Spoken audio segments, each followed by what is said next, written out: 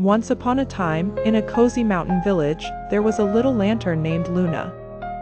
Every night, the villagers would light Luna and place her on the tallest post in the square. Her soft golden glow helped travelers find their way and made everyone feel safe. Luna loved her job. She felt proud to shine in the dark, guiding others and lighting up the night. But one stormy evening, a strong gust of wind blew Luna right off the post. She tumbled down the hill, past trees and stones, until she landed deep in the woods, alone and far from home. At first, Luna was scared. "What can a little lantern do in a big, dark forest?" she whispered. But then, she saw something. A squirrel huddled under a log, shivering. Luna flickered her light to warm it up. The squirrel smiled. Next, she noticed a baby bird calling for its mama. Luna lit up the nearby tree so the mother bird could find her baby. One by one, animals of the forest gathered near Luna, drawn by her gentle light. She helped them feel safe, just like she did in the village. As the sky cleared, a group of villagers came searching for Luna. When they found her surrounded by the animals, they were amazed. "Luna, you didn't get lost," said a little girl named Ellie. "You found a new place where your light was needed most." That night, the villagers built a second post for Luna, this time, at the edge of the forest. And every night after that, she lit both the village and the woods, reminding everyone that in a sunny forest near a quiet stream, lived a young turtle named Tommy. He wasn't the fastest, the strongest, or the loudest, but he was thoughtful and kind. Every year, the animals held a big forest race. This year, Tommy decided to join. "You," laughed the squirrels. "You'll never make it past the first hill." Tommy smiled gently. "Maybe. But I'd like to try." The morning of the race, the path was lined with cheering animals. The birds flew, the rabbits dashed, the fox zipped past like a streak of wind. Tommy? He took small, steady steps. Soon, Tommy was far behind. Halfway through, he saw a little bird sitting by the path, holding her wing. "What happened?" he asked. "I fell," the bird sniffled. "Everyone just ran past me." Tommy didn't hesitate. He gently helped her onto his shell. "I'll go slower now," he said. "But I'll get us both there." Step by step, Tommy kept walking. He passed a squirrel tangled in vines. He stopped to help. A mole who got lost, he guided them back. Each time, he carried someone, shared his water, or offered kind words. By the time Tommy reached the finish line, the race had ended long ago. But something surprising happened. The crowd was silent, then burst into cheers. "Tommy," they cried. "You helped everyone. You're the real winner." Tommy blinked. "But I came last." The old owl, who judged the race, nodded wisely.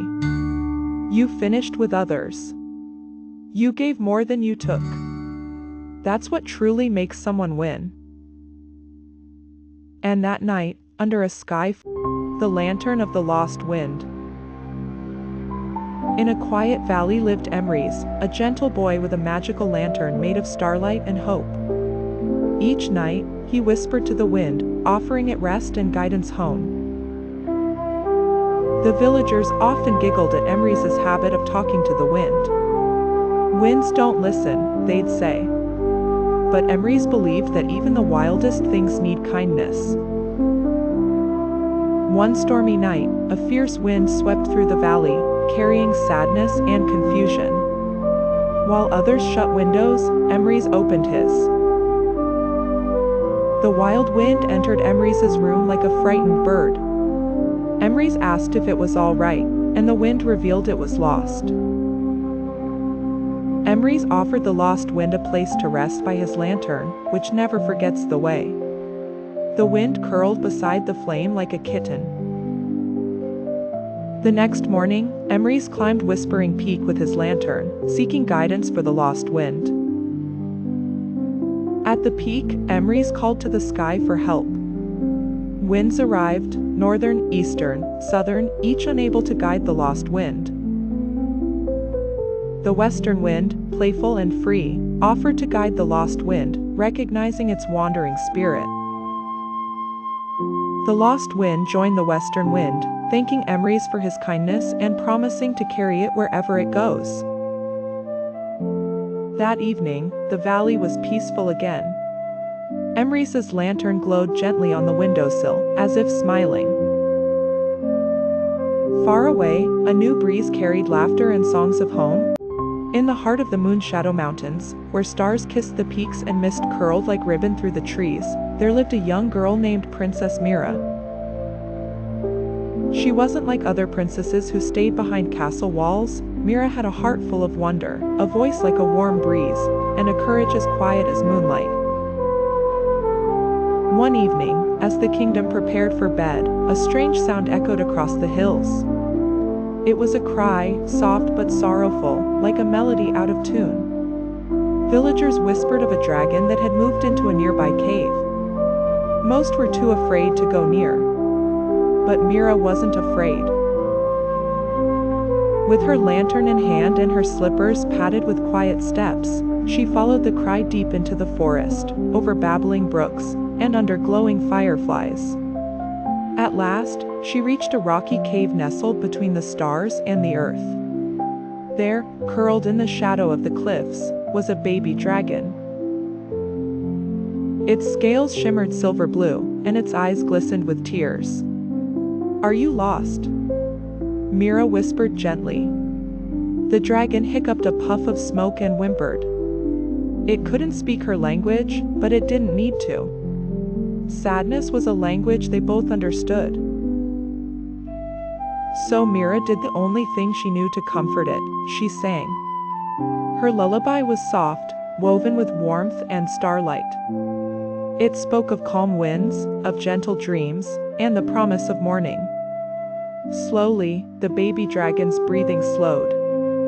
It nestled into the cloud-soft moss and fell asleep. From that night on, Mira returned every evening. Sometimes she brought warm milk, sometimes just a smile, but always a song. News of her kindness spread, and creatures from all over came to hear her voice, owls with tired wings, foxes with restless kits, even the trees leaned in to listen. Mira became known as the Princess of Peaceful Nights. She never wore a crown of gold, but the dragon gifted her one of starlit scales, glowing with quiet pride. And The Prince Who Painted with Song. Every evening, just as the sun began to sink, Prince Arion stood at his tower's balcony with a magical paintbrush in hand. With every sweep across the sky, he brushed warm pinks, golden streaks, and soft purples into the clouds. Birds flew slower to admire the colors. Children looked out their windows and smiled. The kingdom grew quiet, peaceful, and dreamy beneath his skies.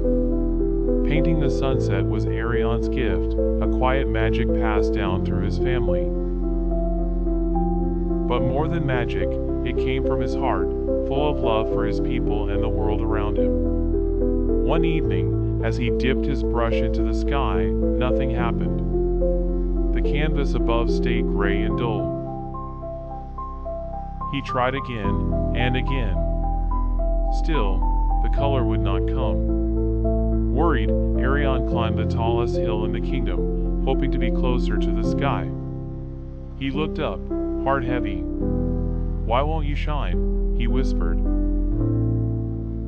Then, he closed his eyes and began to hum. A melody formed, a soft, steady tune filled with hope. As his voice rose into the wind, a golden shimmer sparkled at the edge of the clouds. The sky slowly blushed with pink and lavender, then bloomed into color brighter than ever before. The sky had been waiting, not for paint, but for feeling. From that day on, Arion still painted, but he also sang. Whenever the sky felt tired or quiet, his melodies helped it shine again.